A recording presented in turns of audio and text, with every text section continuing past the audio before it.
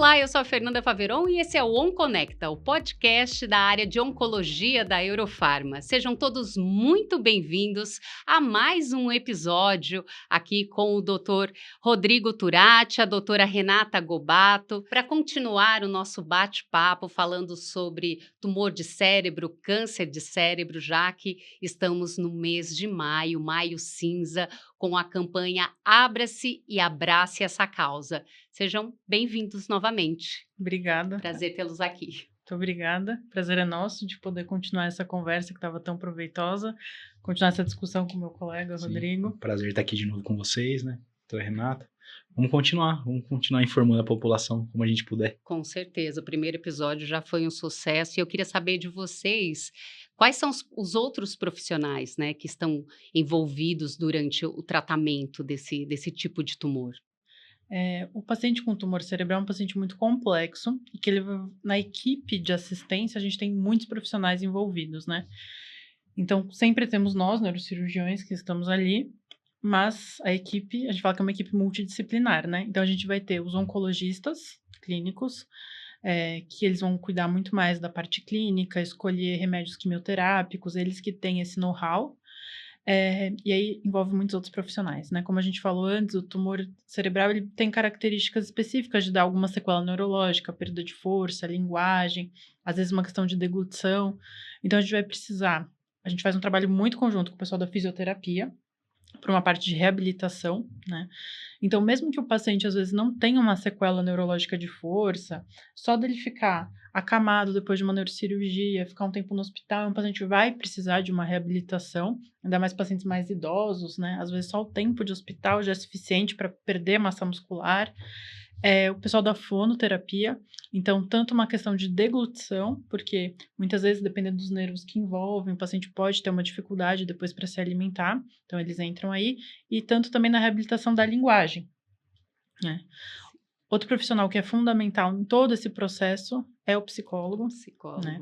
Psicoterapia ela é fundamental lá do começo, né? Então, é um paciente que a gente conversou antes, teve um diagnóstico difícil, muda completamente a perspectiva de vida, preocupações. Então, ele entra para dar esse apoio emocional durante todo o percurso. E também... Eu acho que não só para o paciente, mas para a família toda também, a família, né? Exato. Toda a rede de apoio.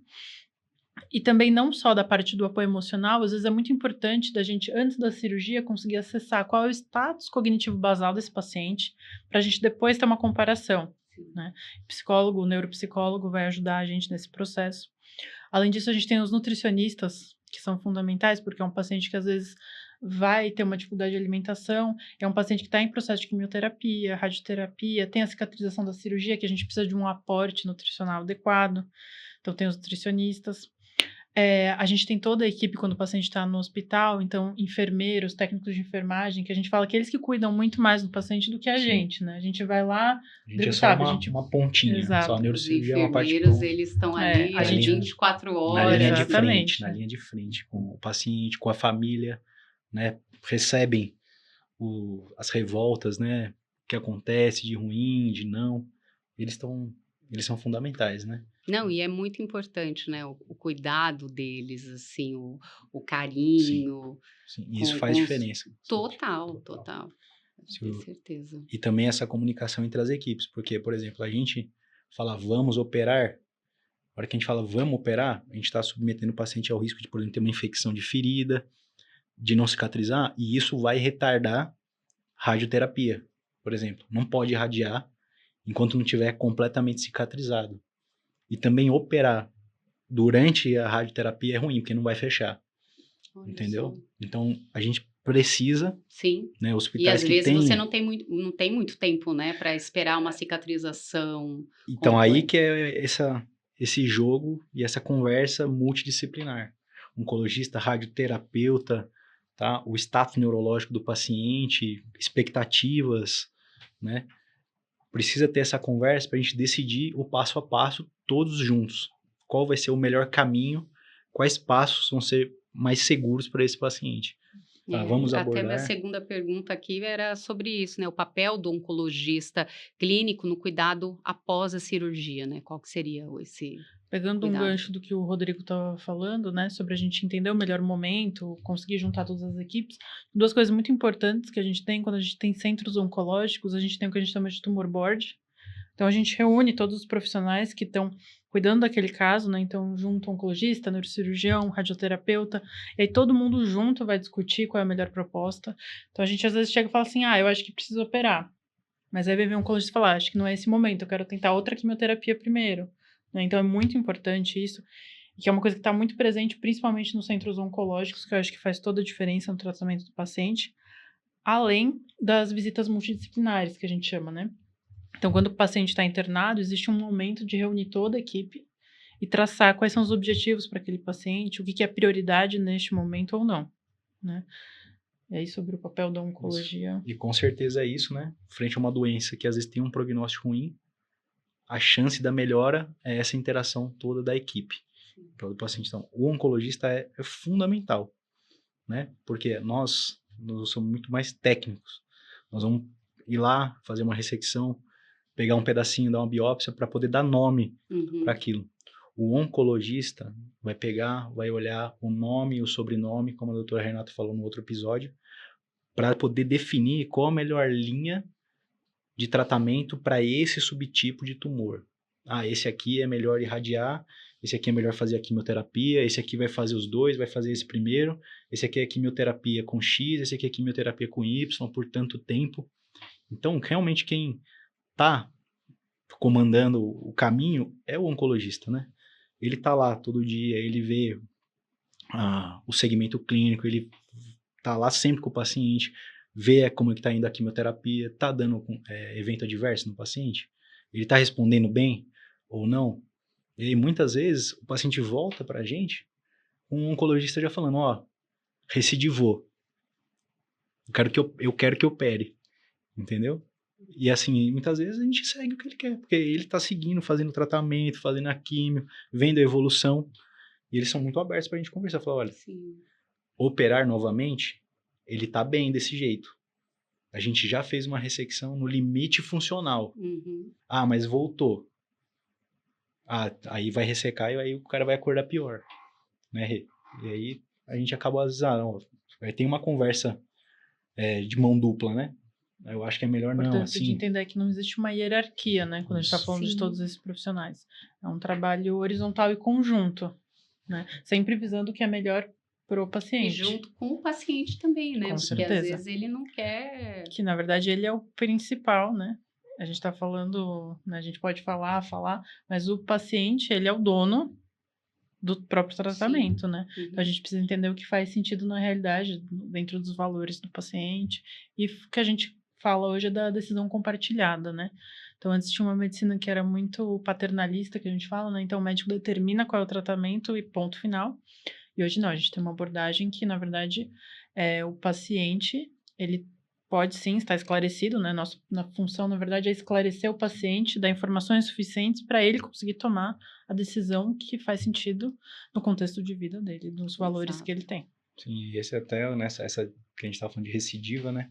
É um paciente ainda mais complexo, porque ele se submeteu à cirurgia, à químio, à rádio, né?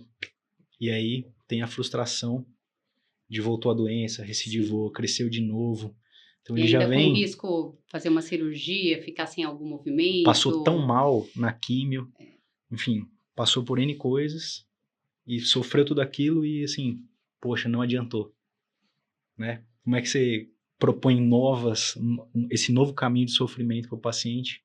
Porque ele vai perguntar, mas se já não funcionou da primeira, por que vai funcionar da segunda? Então você tentar falar isso para o paciente, falar, não, tem uma chance boa, né? Porque também não é só isso, assim, existe uma chance de 1%, não é isso, tá? Para poder investir, tem que ter uma chance boa realmente, tá? Se não tem, vamos conseguir, vamos ligar por isso e convencer a família, o paciente a passar por isso de novo. É bem complexo, precisa ter uma equipe, todo mundo junto, todo mundo falando a mesma língua. Eu imagino. E quando os cuidados paliativos entram no processo de cuidado? Cuidados paliativos é fundamental para a gente quando a gente fala de não só o tumor cerebral, várias doenças, né? Existe ainda um mito muito grande por trás, um preconceito por trás dos cuidados paliativos, né? E cuidados paliativos a gente fala que ele precisa entrar a partir do momento que qualquer paciente tem um diagnóstico de qualquer doença que pode ameaçar a vida. E não é o que as pessoas às vezes têm, né? De conhecimento popular. Ah, cuidados paliativos, ninguém vai fazer mais nada, a gente tá jogando a toalha, ninguém vai fazer nada pelo paciente. E é o oposto disso, né? Então, na verdade, a gente fala que o cuidados paliativos ele deveria entrar no momento do diagnóstico, independente ou não se vai ter cura, Sim. né? Só daquilo já ser uma ameaça, eles precisam entrar juntos para justamente a gente entender quais são os valores desse paciente, o que faz sentido ou não na vida dele. E a gente mostra, às vezes, né, que é um gráfico, né? Então, começa a oncologia, cuidados paliativos juntos, né?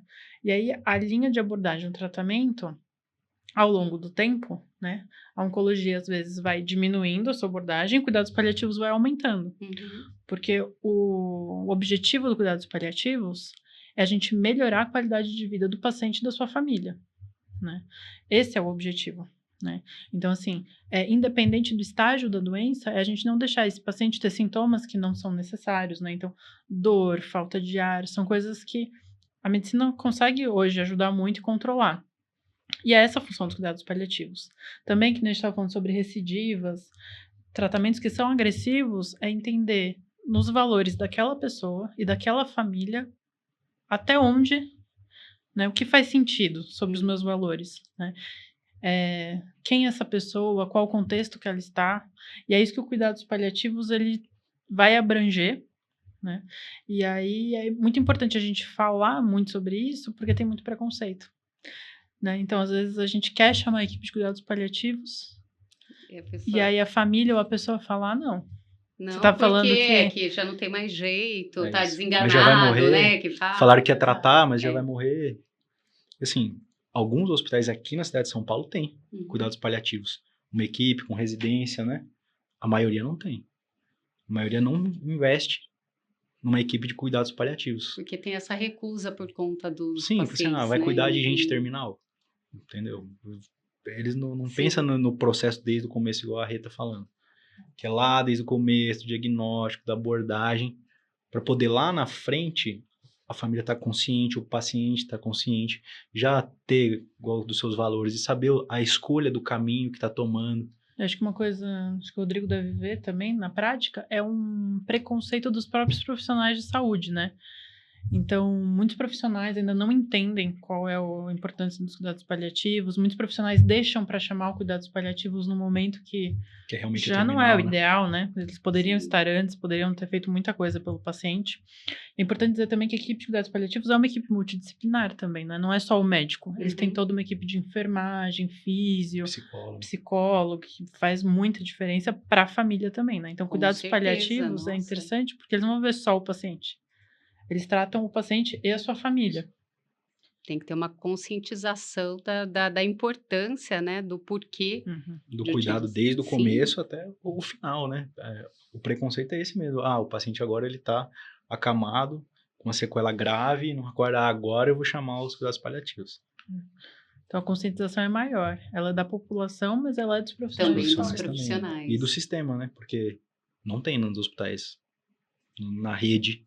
Você pensa assim, pega um hospital que não seja os hospitais grandes de São Paulo, no SUS, vamos falar assim, tem uma equipe de cuidados paliativos, que, imagina, se essa doença tem uma certa prevalência, imagina quanto ela não é no SUS, certo? Então, e lá não tem os cuidados paliativos.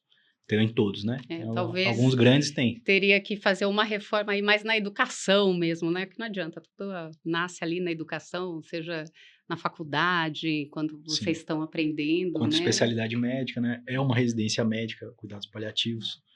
Entendeu? E é mais recente, né? A introdução dos cuidados paliativos na graduação de medicina, mas que agora já é uma fase, né, de profissionais que já têm essa noção. Que legal. E eu que faço também o atendimento mais para crianças também, né? Então, neurocirurgia pediátrica, e aí esse desafio é ainda maior. Se para o adulto já é difícil, quando a gente fala da população pediátrica, além de ser mais difícil nessa abordagem, a escassez dos profissionais que é ainda maior.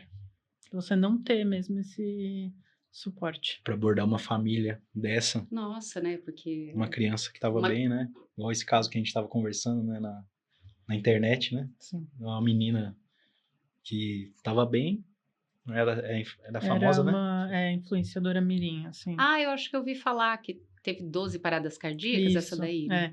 Então, voltando até porque a gente comentou no outro episódio, tudo começou com uma dor de cabeça muito forte, que é o sintoma mais comum, mas Sim. ela piorou muito rápido, foi pro hospital. E o que era o... Então, porque como ela piorou muito rápido, chegaram Sim. a fazer exame de imagem, tinha um tumor cerebral, mas acabou que... Evoluiu rápido, então não fez nenhuma abordagem específica, né? Então, o diagnóstico e já o final Sim. foi muito rápido. Foi rápido. Começou e já terminou muito rápido, né? Imagina a abordagem para uma família dessa, né? Que tava com a filha, 12 anos. 12 anos, uma vida inteira aí pela Nossa senhora. frente. Isso, né? Eu até ia perguntar para vocês, né? Qual foi o maior dilema ético que vocês já enfrentaram aí nesses casos? A gente até tava conversando, né? Eu tive um caso recente esse ano, uma menina jovem, 27 anos, ela já tinha um melanoma, trataram o melanoma. 2 anos após, ela foi lá para o hospital com crise convulsiva. E tinha uma lesão na cabeça. Já tendo melanoma, Já é um melanoma. É. Sim, pode ser outra coisa? secundário, né? Poder, tudo pode, mas era um melanoma. Mais provável. A gente foi abordar a família, e aí a família, primeiro, falou assim, porque a paciente estava na UTI, nós fomos conversar com a família, e falou, olha, provavelmente, a gente não quer que fala para ela o que está acontecendo. A gente não quer que fala só que vai para o centro cirúrgico fazer um exame. Uhum. E assim, e aí entra um dilema. Porque, queira ou não, são 27 anos, já é uma... É uma paciente maior de adulta, idade, e que depois que fez a medicação, ela estava normal. E aí, até onde você vai ouvir a família, certo? E esse foi até um caso que eu estava contando para eles, que eu até perguntei pro advogado, falei, legalmente, Sim. né, do ponto de vista ético legal, Uhum. o médico tem o dever de informar ao paciente o que ele tem, com palavras claras, Uhum. né, assim, para ele entender o processo dele. Entendeu? A família não quer que fala, não quero porque quer minimizar o problema. Sim. E assim, é complexo, porque você não vai respeitar a E família. aí, o que aconteceu nesse caso? Não, e aí a gente foi conversando muito com a família e até falando assim, não, é nosso dever falar com eles, é para ela, tem que contar para ela, falar o que tá acontecendo. Nós vamos abrir a cabeça dela. Nós não vamos fazer um exame. Nós vamos abrir e pode trazer sequelas. Sim. Então ela precisa entender isso. Porque aí ela pode... A chance era dela sobreviver a isso, mas com uma sequela, isso poderia existir. E ela não saberia. Entendeu? Imagina você acorda... Ah, não, eu só tô indo lá fazer um exame. Aí você acorda consciente e com um déficit sem mexer metade do corpo. Entende? Isso é um complexo. E as famílias no começo da negação...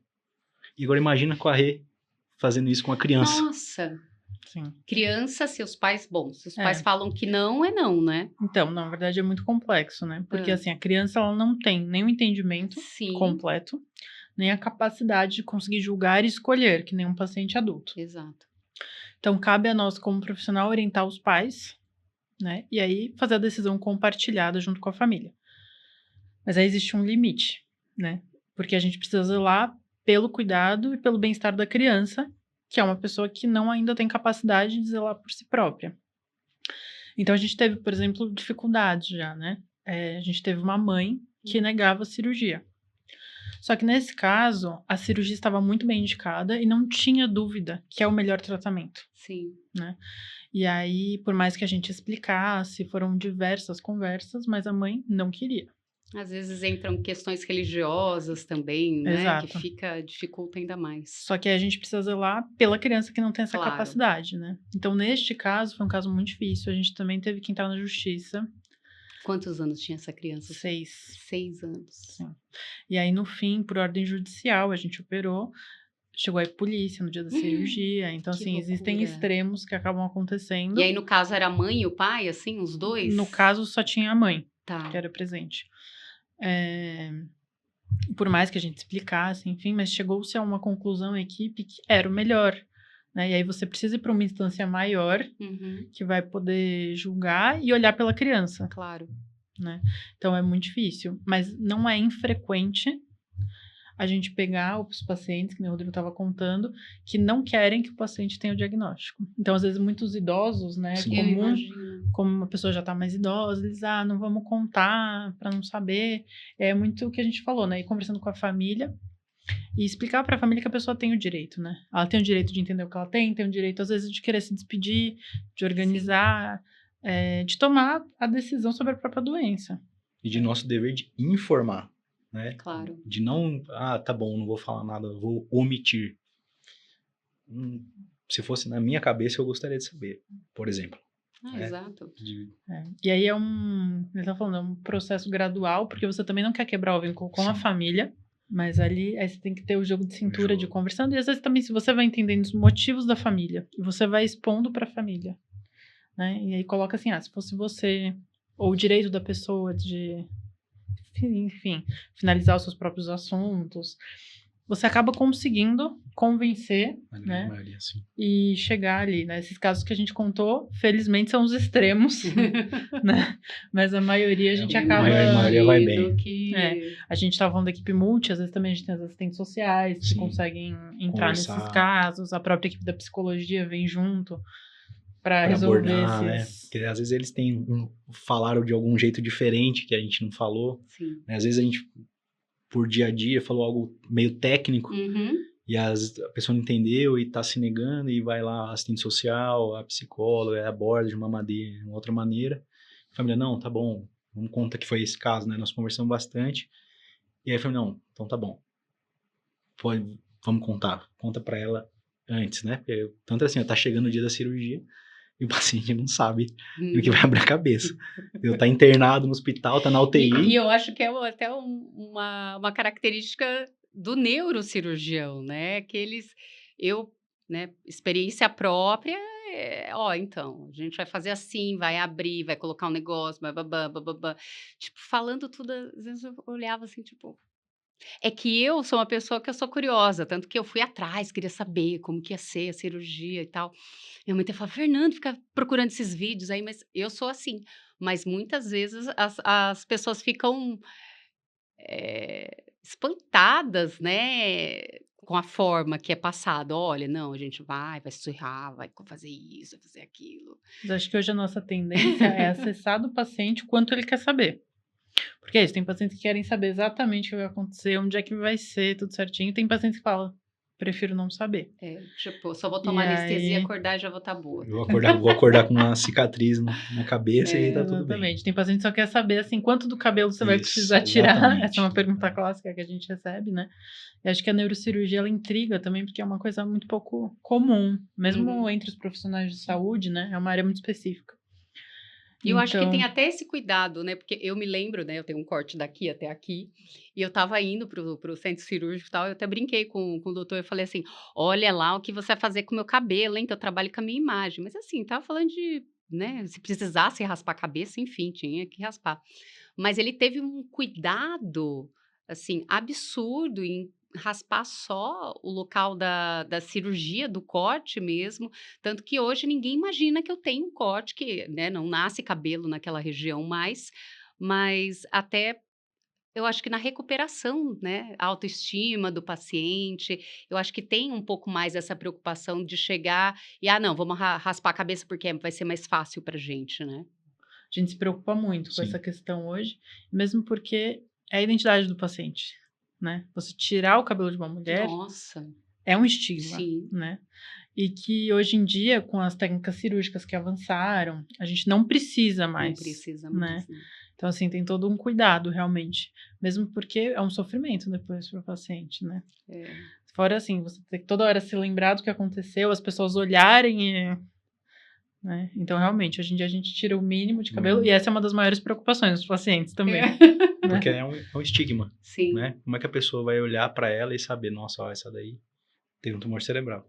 Exato. Entendeu? Ela às vezes já acorda com alguma dificuldade, sem movimentar alguma coisa, algum déficit leve, ou não tá falando. E aí ela se olha no espelho e tá lá, o talho na cabeça, sem metade do cabelo, né? Porque, imagina, nossa, isso piora...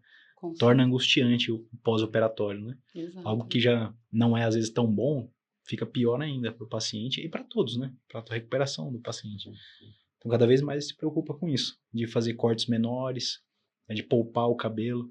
E como que vocês combatem as fake news, né, sobre essas curas naturais? Inclusive, eu até assisti um dia desses, acho que no Netflix, uma série, né, da menina que, na verdade, ela inventou e, né, e causou tanta destruição em volta dela, né, que as pessoas acabam sendo levadas por para acreditar em alguma coisa que está acima do entendimento delas e acaba deixando de lado realmente a medicina, né, que a gente sabe que vai ajudar ali na cura. Antes da gente começar o podcast, eu estava justamente conversando com o Rodrigo, a gente estava falando sobre essa série, É, eu não me que lembro eu o acho é nome. Vinagre de Maçã, da Netflix. Isso mesmo. Que a gente até queria recomendar para o público mesmo, que eu acho que é muito interessante. Que é uma história verídica, É né? uma história verídica, e é legal que a série coloca outros personagens que, pelo que eu vi, não são alguém exatamente, né, mas para poder ilustrar ali. Uhum. É uma menina que realmente tinha o diagnóstico, né, porque é diferente da protagonista, que na Sim. verdade ela nem tinha o diagnóstico, mas uma outra que ela tem o diagnóstico e vai optar por uma medicina alternativa, né, e a gente vai ver todo o desfecho na série de como isso evolui, Sim. né, e aí é muito difícil, porque, né, que a gente vem conversando, é um diagnóstico muito difícil, em que às vezes o prognóstico ele é muito reservado ainda, e é óbvio que todo mundo quer acreditar no milagre e na cura, e não é nosso papel tirar Claro. isso do paciente, cada um tem sua fé, a gente sempre fala, tem mais coisas do que a gente pode explicar, a medicina não é uma ciência exata, né, mas existe um limite ali, né, entre você manter a fé do paciente, né, manter a esperança, enfim, mas combater, Uhum. né, esse tipo de informação, né, então a gente sempre fala, assim, E tem para... muitos casos que chegam até vocês, assim, dos pais ou da família, olha, descobri essa... Chega muito não que nem no limite que a gente vê do seriado, enfim, da pessoa não querer o tratamento tradicional, mas vir com muitas histórias ou relatos, ou, e essa medicina alternativa, né? Uhum. E assim, são coisas que só vão... posso tomar um chá de algum... Tudo bem, não vai, né, fazer nenhuma... Mas a gente tem que tomar muito cuidado porque tem coisas ali que podem ser perigosas e até atrapalhar o tratamento principal, né? Então, o que a gente sempre fala é, desconfie de coisas que são muito milagrosas, né? A ciência batalha muitos anos para tentar achar a cura do câncer, né? Tem muitos estudos sendo feitos hoje sobre tumor cerebral. Então, qualquer coisa que seja muito milagrosa, a pessoa precisa desconfiar. A gente pede sempre para checar as fontes, né? Então, quem é a formação de quem está falando? Está em alguma instituição por trás? Checar se tem mais de um lugar falando a mesma coisa, né? Então, só tem uma pessoa falando disso, precisamos desconfiar, né? Não só para tumores, né? Hoje a gente tem um problema com as notícias que estão sendo disseminadas e na área da medicina isso está muito comum, né? A gente vê casos de profissionais aí... A desinformação, né? Desinformação é um Eu grande acho que problema. isso para tudo, né? Até para coisas banais, assim, fala, gente, se existisse milagre, se isso fosse milagroso e curasse, ninguém mais tinha doença, ninguém tinha mais questões estéticas, nada, né? Que é uma pergunta às vezes frequente dos pacientes pra gente, né? Doutor, mas não tem um remédio? Você não, tipo, você veio pro cirurgião, certo? Mas não tem um remédio tem um pra só remédio. tomar e resolver? Que é o Seria bom, que é o né? que o paciente quer. Aí alguém fala, vende essa imagem de alguém eloquente, assim, né? Que Exato. a gente não é, né? A gente, neurocirurgião, não é eloquente. Aí vai alguém e fala assim, olha, porque tem uma amiga que tomou, não sei o que, isso aqui desapareceu. Nossa Senhora. Aí pra falar que é melhor operar a cabeça, tomar remédio, que às vezes ela vai passar mal, mas como é que você convence, né? Ainda mais se ela tá bem. Sim. Se ela já não tá aparecendo um sintoma, achou. É difícil, é complexo. E tem um outro extremo também que é muito ruim, não sei se o Rodrigo já teve essa vivência, de pacientes que acreditam que existe a cura, mas que a indústria farmacêutica não quer fornecer, também. né? Que isso é uma coisa que a gente precisa desmistificar, né? A indústria farmacêutica, os oncologistas, enfim, estamos todos buscando a cura, né? Sim. Não teria por que a Esconder. gente achar um remédio que poderia curar milhares de pessoas, diminuir o Isso. sofrimento de pessoas e famílias aí, e não Não disponibilizar. disponibilizar, né? Com Porque certeza. isso eu não sei exatamente de onde vem, mas é comum esse questionamento. Sim. Que loucura.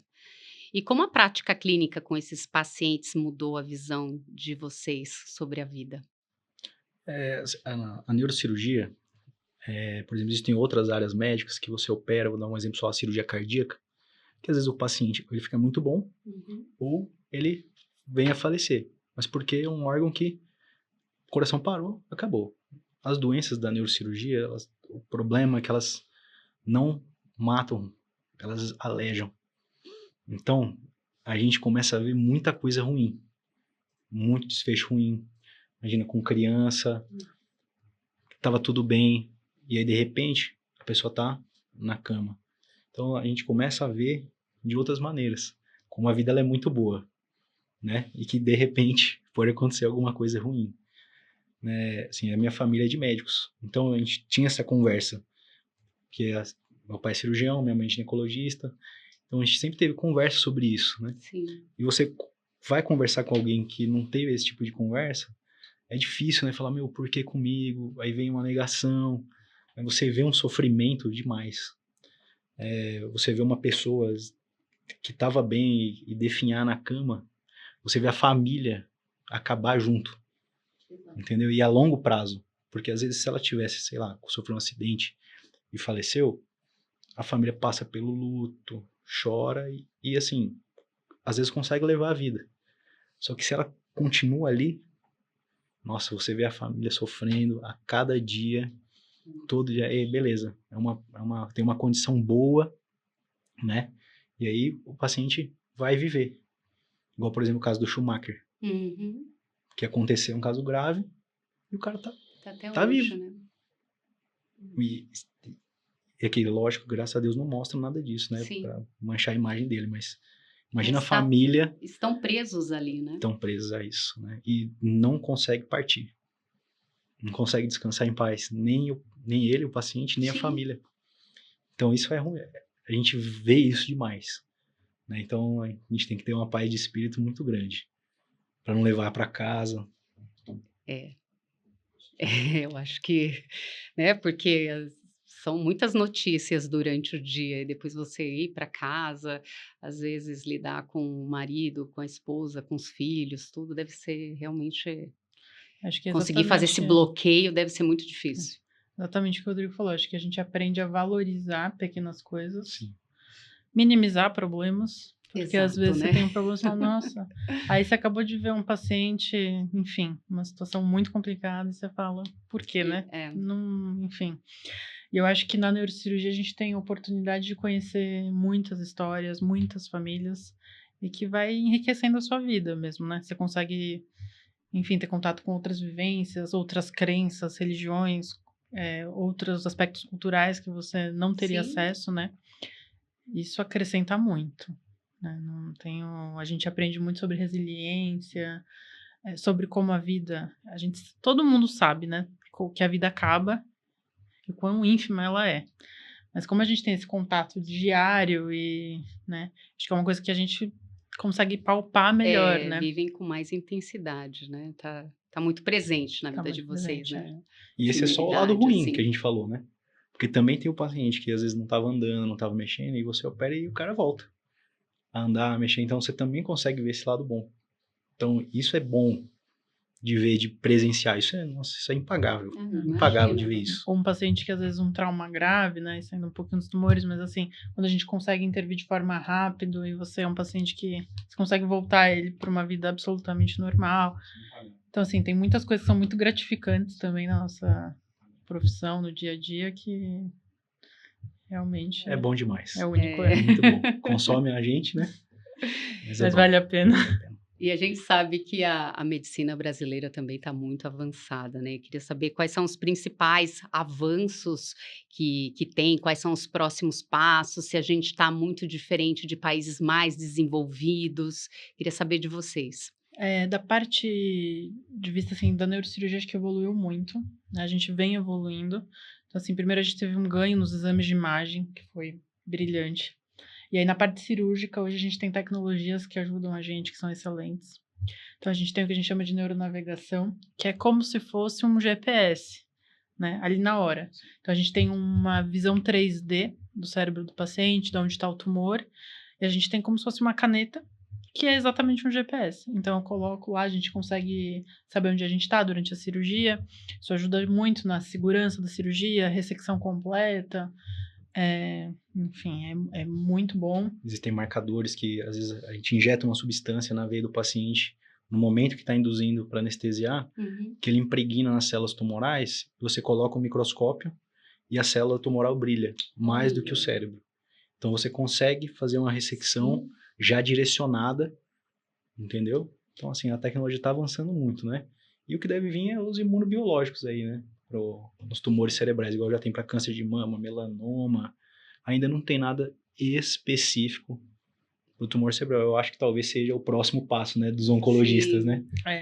Porque eu acho que a grande questão que precisa avançar ainda no tratamento dos tumores cerebrais é a melhora do tratamento adjuvante, que a gente fala, né? Então, a quimioterapia, porque a grande questão é que a gente tem o que a gente chama de barreira hematoencefálica, né? O cérebro é uma região muito protegida pelo organismo, né? De forma inteligente, mas que aí dá uma dificuldade de a gente conseguir entregar o quimioterápico onde precisa ir, né?